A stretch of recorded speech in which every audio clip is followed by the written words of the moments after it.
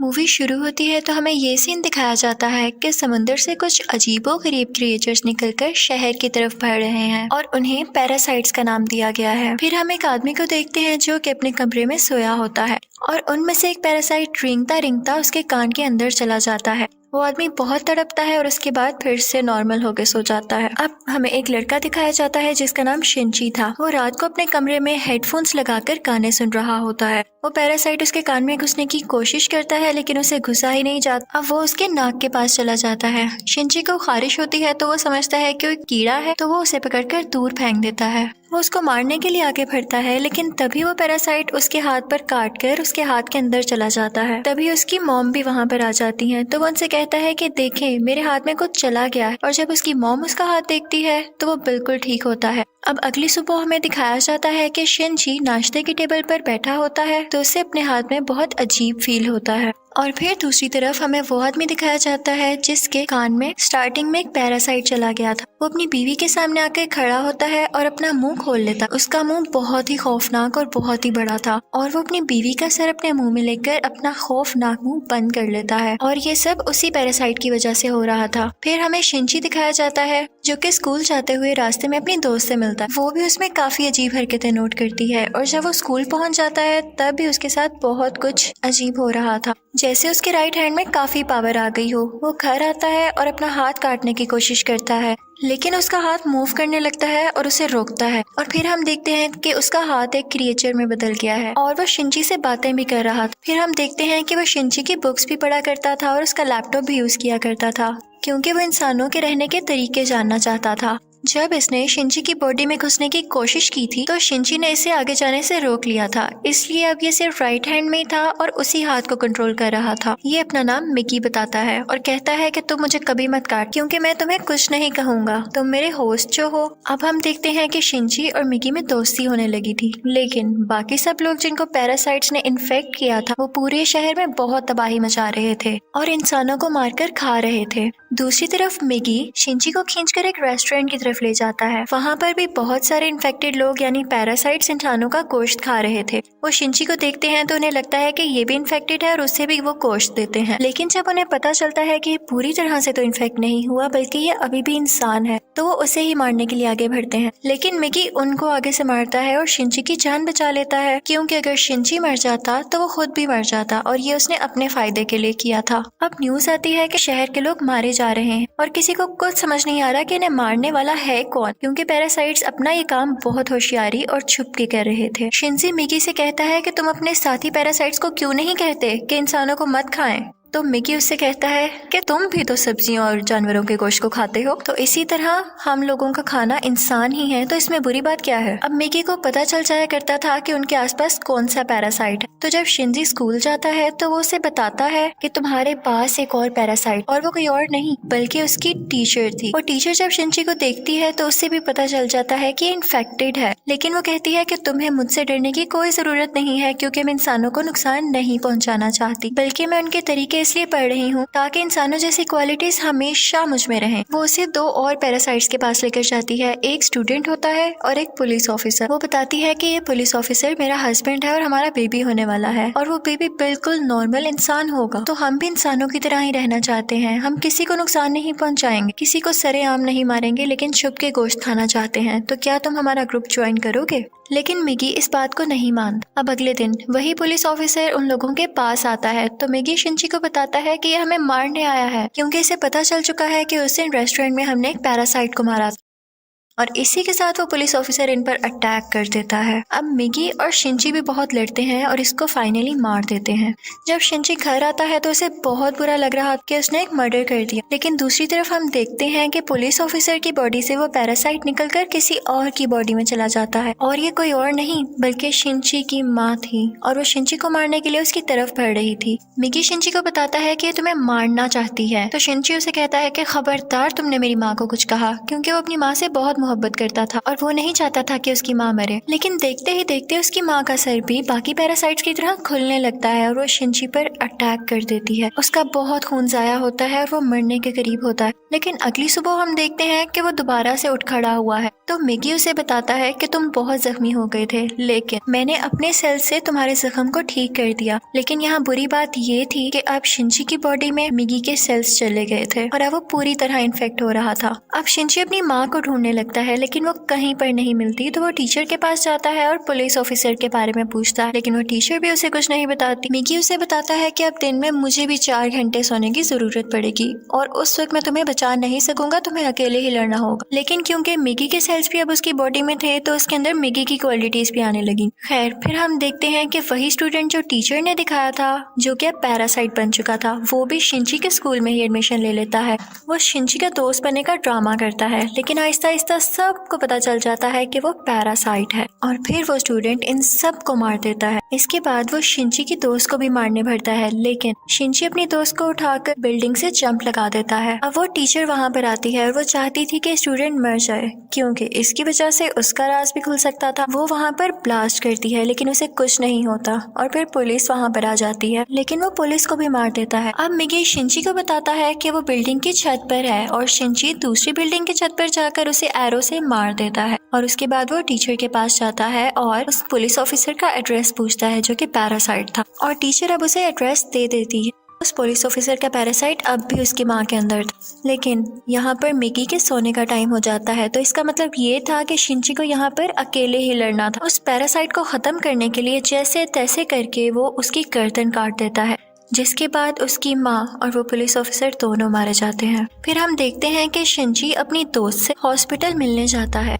वो बातें कर रहा होता है कि मैं एक एक करके सब पैरासाइट्स को मार दूंगा, कि तभी हम देखते हैं कि कोई उनकी पिक्चर्स ले रहा है और वो कोई जासूस था। और यहाँ पर ही इस मूवी का पार्ट 1 खत्म हो जाता है और अब मैं आपको एक्सप्लेन करूंगी इस मूवी का पार्ट 2। अब पार्ट 2 में उस इंसिडेंट के कुछ महीनों बाद का टाइम दिखाया गया है, जब आर्मी को पता चल जाता है कि इस शहर में कोई पैरासाइट्स हैं जो लोगों पर अटैक कर रहे हैं और वो लोगों को बचाना चाहते थे। फिर वो जेल से एक सीरियल किलर को लाते हैं जो पहचान सकता था कि पैरासाइट कौन है और नॉर्मल ह्यूमन कौन है। उसके सामने एक एक करके लोग लाए जाते हैं तो वो सबको नॉर्मल कह देता है, लेकिन जब उसके सामने शिनची आता है तो वो सोच में पड़ जाता है और काफी सोचने के बाद कहता है कि ये भी नॉर्मल है। अब शिनची जब घर जा रहा होता है तो मिगी उसे बताता है कि हमारे बहुत पास एक पैरासाइट है, और वो पास की एक बिल्डिंग में जाते हैं जहाँ पर वो पैरासाइट एक इंसान का गोश्त खा रहा होता है। जब वो पैरासाइट शिनची को देखता है तो उसकी तरफ बढ़ता है, लेकिन मिगी इसे मार देता है। फिर अचानक उसे फील होता है कि जैसे उसके पीछे कोई है, और ये कोई और नहीं बल्कि वही आदमी था जिसने पार्ट 1 के एंड में शिनची और मिगी की पिक्चर्स ली थी। और फिर हमें शहर का मेयर दिखाया जाता है जो कि पैरासाइट्स की फेवर में बोलता और बहुत बुरा आदमी था, और वो टीचर भी उसके साथ मिली हुई थी। और अब हम देखते हैं कि उस टीचर का बेबी भी हो चुका था जो कि बिल्कुल नॉर्मल ह्यूमन था।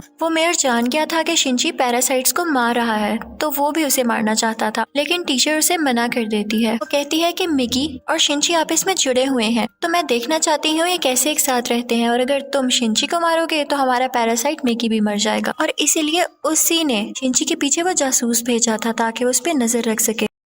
शिनची एक दिन चल रहा होता है कि उसे फिर से फील होता है कि उसके पीछे कोई है। वो जासूस उसकी सारी बात सुनता है और उसे कहता है कि तुम्हें अपने बारे में पुलिस को बता देना चाहिए। तो शिनची उससे कहता है कि नहीं, पुलिस में भी बहुत सारे पैरासाइट्स भरे पड़े हैं। उसे यहाँ पता चल जाता है कि इस जासूस को टीचर ने उसके पीछे लगाया है। तो वो टीचर के पास जाता है और कहता है ये तुम सब क्या कर रहे हो, ये करना बंद क्यों नहीं कर देते हो। तो टीचर उससे कहती है तो तुम हमारे साथी पैरासाइट्स को क्यों मार रहे हो, वो सिर्फ अभी इंसानों को खाना सीख रहे हैं और कुछ देर बाद वो उनको मारना भी बंद कर देंगे।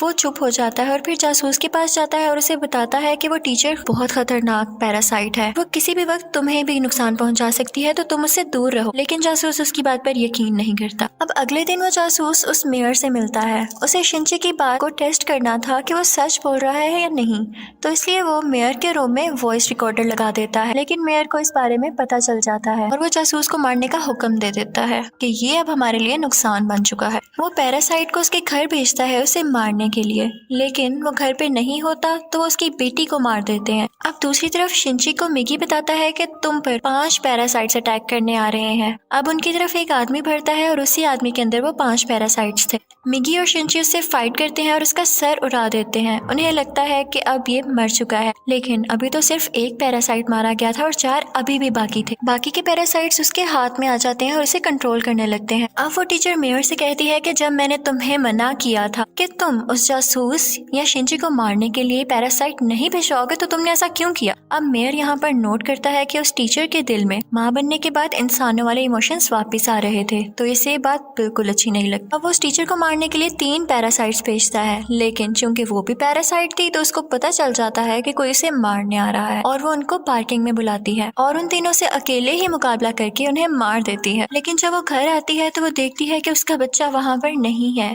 और उसे एक नोट मिलता है जिस पर लिखा होता है कि तुम्हारा बच्चा मेरे पास है और ब्रिज पर मुझसे मिलने आओ। इनफैक्ट वो नोट उस जासूस का था। वो अपनी मरी हुई बेटी का बदला लेना चाहता था टीचर के इस बेबी को मारकर। वो टीचर घबराते हुए शिंची को भी अपने साथ वहाँ लेकर जाती है, तो शिंची उस जासूस को बताता है कि तुम्हें इसे मारकर कुछ नहीं मिलेगा क्योंकि ये बेबी एक नॉर्मल इंसान है। इसी दौरान आर्मी भी वहाँ पर आ जाती है और उन्हें पता चल जाता है कि मेयर ने अपनी बिल्डिंग के अंदर बहुत सारे पैरासाइट छुपाए हुए हैं। अब वो बिल्डिंग से एक एक करके लोगों को निकाल रहे थे और उनमें से जो पैरासाइट था वो उसको शूट करते जा रहे थे। सीरियल किलर भी वहीं पर था और फिर हम मेयर को स्पीच करता हुआ देखते हैं जो बता रहा होता है कि असली मॉन्स्टर्स तो इंसान है जो कि पैरासाइट्स को बिला वजह मार रहे हैं। तो वहाँ पर बैठे हुए आर्मी के सब लोग उसे शूट कर देते हैं जिससे उसकी डेथ हो जाती है। तभी वो सीरियल किलर चिल्लाने लगता है कि ये इंसान था, ये तो बस पैरासाइट्स का साथ दे रहा था। लेकिन जब वो पीछे मुड़ के देखते हैं तो वही आदमी उनके पीछे खड़ा होता है जिसके अंदर 5 पैरासाइट्स थे। सब उसे शूट करते हैं लेकिन उसे कुछ नहीं होता। फिर हम देखते हैं कि जासूस उस बच्चे को फेंकने ही वाला होता है। टीचर जब ये देखती है तो अपने बच्चे को बचाने के लिए उसे मजबूरी में पैरासाइट बनना पड़ता है। वो अपना एक हाथ निकालकर जासूस की चेस्ट में घुसा देती है जिसकी वजह से सबको पता चल जाता है कि वो एक पैरासाइट है। पुलिस उस पर मुसलसल शूट करने लगती है और वो जान गई थी कि अब उसकी जान नहीं बच सकती, तो वो अपना बेबी शिंची को पकड़ाने आती है। जैसे ही वो बेबी शिंची को पकड़ाती है बहुत ज्यादा गोलियां लगने की वजह से उसकी फौरन डेथ हो जाती है।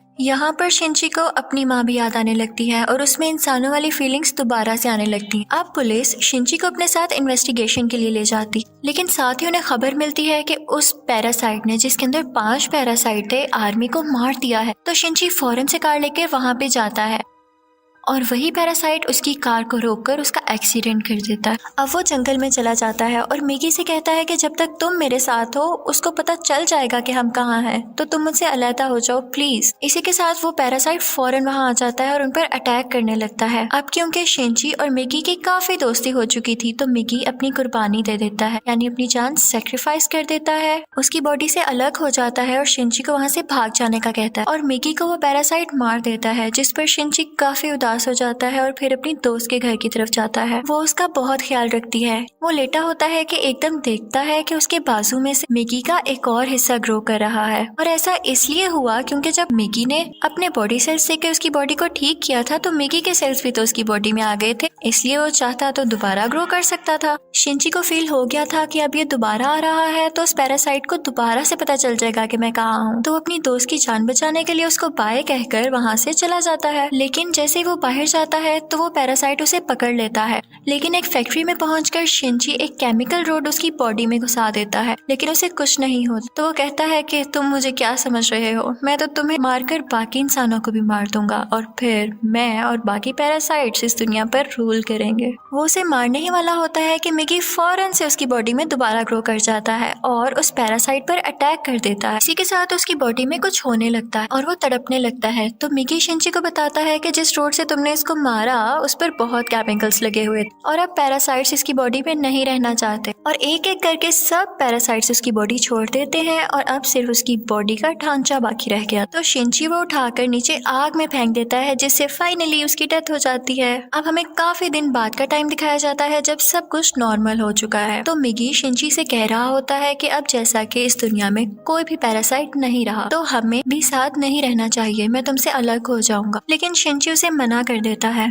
तो मिगी खुद ही अपने आप को खत्म कर लेता है और शिंची का हाथ वापस से अपनी फॉर्म में आ जाता है, जिस पर वो काफी उदास हो जाता है और मिगी को मिस करने लगता है। अब हम देखते हैं कि काफी टाइम गुजर गया है और शिंची और उसकी दोस्त अच्छी जिंदगी गुजार रहे थे और वो उस टीचर के बेबी से भी मिलने जाया करते थे कि अचानक हम देखते हैं कि वो सीरियल किलर वापस आ गया था और वो शिंची की दोस्त को किडनैप कर लेता है वो उसके कान में कहता है कि असली मॉन्स्टर इंसान है, लेकिन शिनची की दोस्त उसे कहती है कि असली मॉन्स्टर तो तुम हो, तुम लोगों को मारते हो। तो इस बात पर वो सीरियल किलर उसको बिल्डिंग से नीचे धक्का दे देता है, लेकिन शिनची फौरन से जाता है और अपना हाथ लंबा करके उसे बचा लेता है। और यहाँ पर उसे फील होता है कि उसकी मदद यहाँ पर मिगी ने की है। और यहाँ पर मूवी फाइनली खत्म हो जाती है, यानी पार्ट 2 भी। Thank you for watching.